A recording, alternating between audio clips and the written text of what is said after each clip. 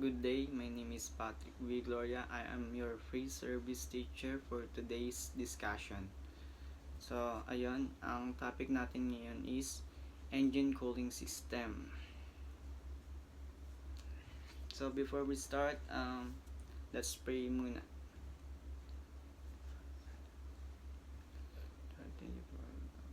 Sana po magkaroon po kami ng magandang pag-aaral ngayon. Bigyan po kami ng maraming karunungan na sana po magkaroon kami ng lakas sa pangatawan. Ingatan niyo po kami sa mga lahat na kamahamakan. Yun lamang po. Amen. Okay. Our motivation today is self-confidence is a superpower. Once you start to believe in yourself, magic starts happening. So, in this quote nga pala, anong idea nyo? Yan.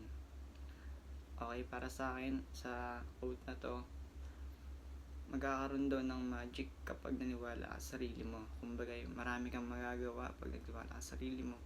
Makapagtagumpayan mo yung mga bagay-bagay. So, yun yung ating motivation quote. So, dadako muna tayo sa classroom rules natin.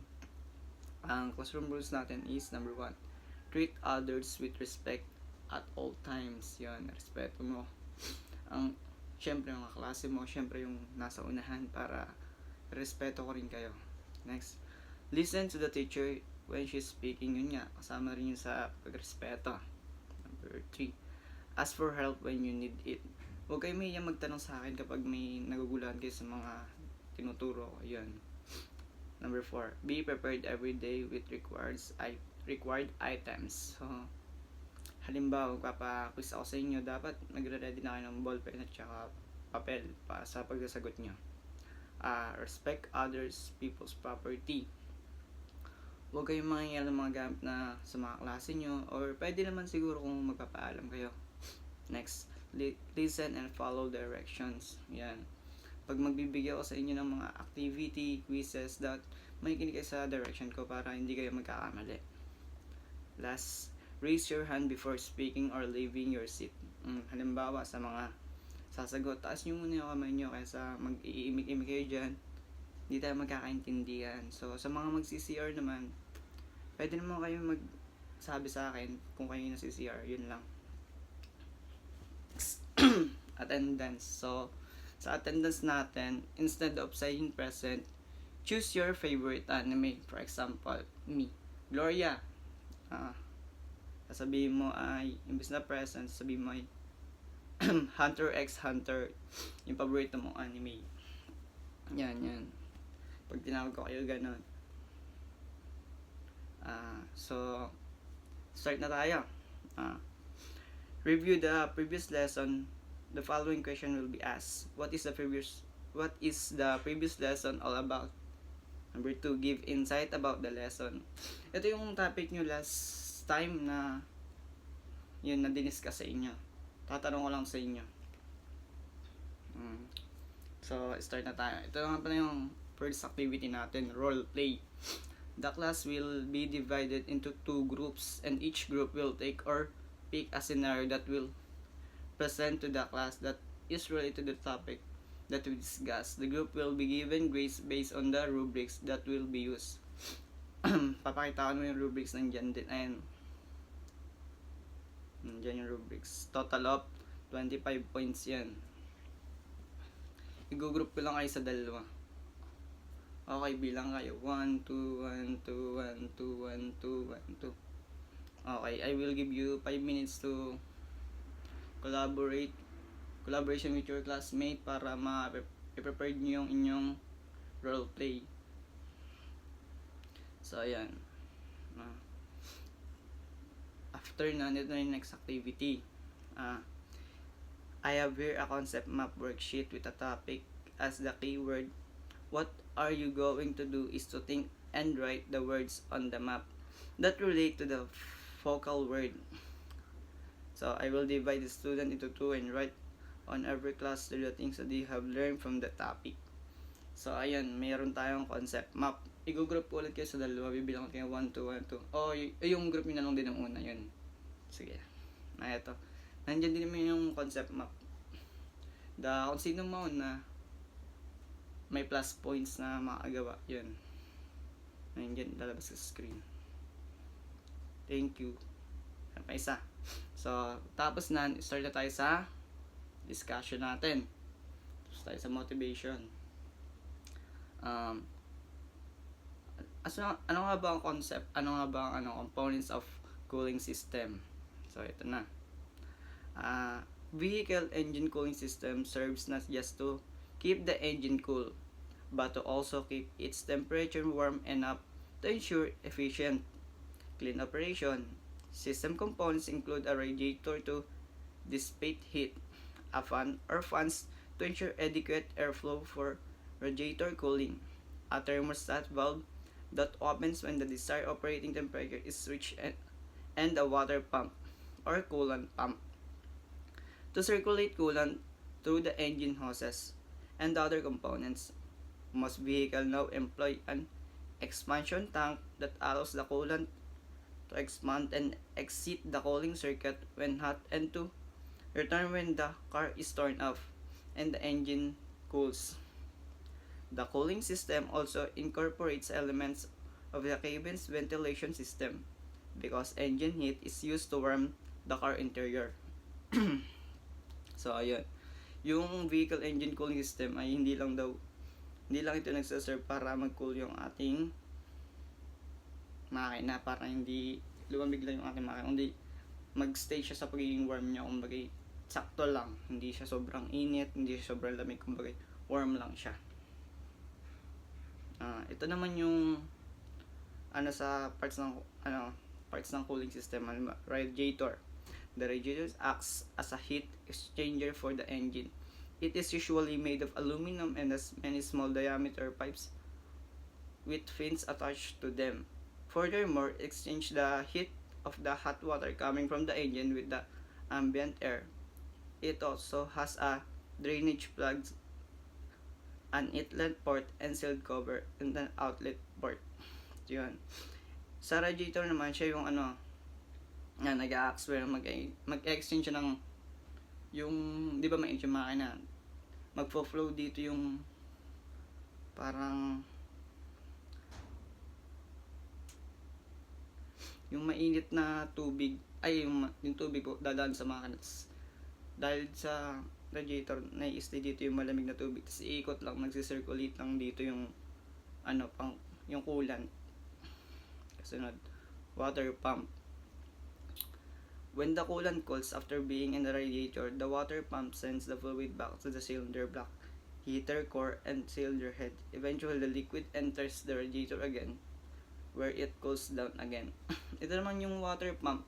Ito yung nagtutulak dun sa coolant para umikot dun sa makina, tapos babalik ulit sa radiator para lumamig, tapos makina ulit. Ito yung nagtutulak.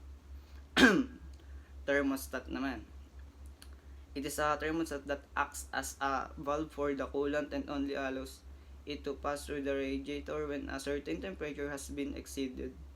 The thermostat contains paraffin wax when expanded at a certain temperature and opens at the temperature. The cooling system uses a thermostat to regulate the normal operating temperature of the internal combustion engine. When the engine reaches the standard operating temperature, the thermostat is triggered when the coolant can enter the radiator. Ito naman yung thermostat. Ito daw yung valve sa coolant. Ito yung nag-aalas na pag malamig na yung coolant, yun tsaka siya diretso. Other component, freeze plugs. This is actually a steel plug designed to seal opening in the cylinder block and cylinder head, created during the casting process. It impressive whether it can pop out and there is no frost protection. Next, timing head or cover gasket. Sealed major engine parts prevents mixing of oil, antifreeze, and cylinder pressure. Radiator overflow tank. This is a plastic tank that is usually installed next to the radiator and has an inlet connected to the radiator and one overflow hole. This is the same tank that you pour water into before driving. Hoses. A series of rubber hoses connects to the radiator to the engine through which the coolant flows. These hoses can also start leaking after years of use. Uh, how does the cooling system work in a car? To explain how a cooling system works, you must first explain what it does. It's very simple. The car cooling system cools the engine, but cooling this engine can seem like a gigantic task, especially when you consider how much heat a car engine generates. Think about it. The engine of a small car traveling on a highway of 50 miles per hour will generate approximately 4,000 explosions per minute, along with all the friction from moving parts. This is a lot of heat that needs to be concentrated in one place. Without an efficient cooling system, the engine will heat up and stop running with minutes. A modern cooling system should ensure the coolness of the car at the ambient temperature of 115 degrees, as well as warm in a winter weather. Uh, what happens inside? Uh, the cooling system works by constantly passing coolant through channels in the engine block. Coolant driven by a water pump is pushed through the cylinder block. As the solution passes through this channel, it absorbs heat from the engine. Leaving the engine, this heated fluid enters the radiator, where it is cooled by the airflow entering through the car radiator grill. The fluid will cool as passes through the radiator, returning to the engine again to pick up more engaged heat and carry it away. Where a thermostat before the radiator engine. Depending on the temperature, the thermostat regulates what happens to the liquid, and if the fluid temperature drops below a certain level, the solution bypasses the radiator and instead directly back to the engine block. The coolant will continue to circulate until it reaches a certain temperature and open the valve on the thermostat, allowing it to pass through the radiator again for cooling. It seems that due to the very high engine temperature, the coolant can easily reach a boiling point. However, the system is under pressure to prevent this from happening. When the system is under pressure, it is much more difficult for the coolant to reach its boiling point. Occasionally, however, the pressure builds up and must be relieved before it can deflate the hose or gasket. The radiator cap relieves excess pressure and fluid by accumulating in the reserve tank. After the liquid in the storage tank has cooled to an acceptable temperature, it is returned to the cooling system to recirculation. Okay. After a discussion, let us quiz now. Quiz. Yan, babasahin ko na lang. Number 1. What is the primary purpose of an engine cooling system? A. To increase the engine power output. B. To reduce the engine's noise. C. To remove excess heat from the engine. And D. To enhance the fuel efficiency. Yung number 1. Number 2. Which components is primarily responsible for circulating coolant through the engine and radiator? A. Thermostat. B. Water pump. C. Radiator fan. D. Coolant reservoir. Okay, number 3. What fluid is typically used in an engine cooling system? A. Motor oil. B. Brake fluid. C. Coolant antifreeze. D. Transmission fluid. And 4. Ayun pala. Number 4 na. What is the function of the thermostat in an engine cooling system? A. To regulate the flow of coolant. B. To pump coolant through the system. C. To cool the radiator. And D. To lubricate engine parts. Number 5. Which components increases airflow through the radiator when the vehicle is not moving fast enough? A. Water pump. B. Thermostat. And C. Radiator fan. And D. Heater core. Number 6. What can cause the engine to overheat? A. A faulty water pump. B. A broken fan belt. C. Low coolant level. D. All of the above. Number 7. Which type of cooling system is commonly used in most modern vehicles? A. Air-cooled. B. Liquid-cooled. C. Oil-cooled. and the hybrid cooled. Number 8. Last number. What is common symptoms of a failing radiator? A. Decreased fuel efficiency. B. Engine overheating. C. Increased engine power. D. Smooth engine operation.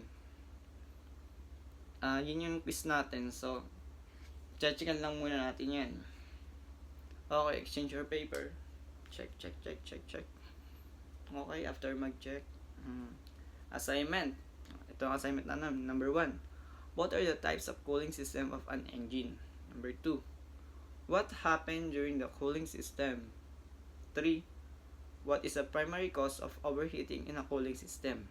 Sa 1 long bond paper nyo susulat yan. Okay, thank you for listening. Bye-bye.